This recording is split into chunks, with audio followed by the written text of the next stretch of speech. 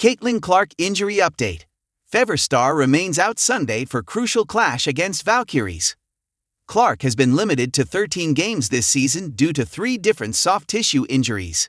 Indiana Fever star Caitlin Clark will miss her 18th consecutive game with a right groin injury Sunday when her team takes on the Golden State Valkyries in a game with major postseason implications. The Fever, who sit in 6th place, are just half a game ahead of the 8th-place Valkyries in the crowded bottom half of the WNBA playoff picture. Clark, who was injured late in the Fever's win over the Connecticut Sun on July 15, does not have an official return timeline. She also suffered a bone bruise on her left ankle during a workout on August 7.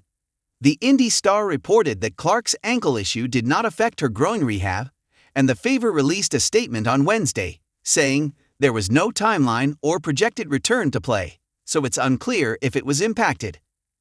Fever coach Stephanie White said earlier this month that the hope is for Clark to return before the end of the regular season.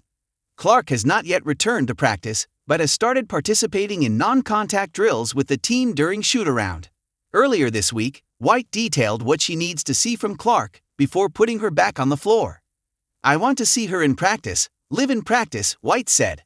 "I want to see her to continue to work to not just build endurance, but to be able to handle contact 94 feet, as it's going to be in game, and to be able to do that and sustain from an endurance standpoint, and that's going to take multiple practices to make sure that there's no regression.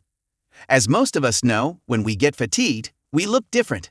We need to see how she plays through fatigue. Not necessarily team practices, but being able to put together 3-on-3, 4-on-4, and different things we can go against and match up with," White said when asked if the team would have enough practices down the stretch. Following Sunday's contest, the Fever will conclude their 3-game West Coast trip on Tuesday with another tough game against the 4th-place Phoenix Mercury and Dewana Bonner.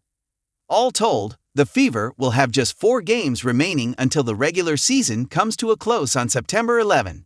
It remains unclear if Clark will be cleared at any time before that date. After a historic Rookie of the Year season, Clark's sophomore campaign has been derailed by injuries. She's been limited to 13 appearances due to a left quad strain that kept her out for 3 weeks, a left groin injury that sidelined her for 2 weeks, and now a right groin injury.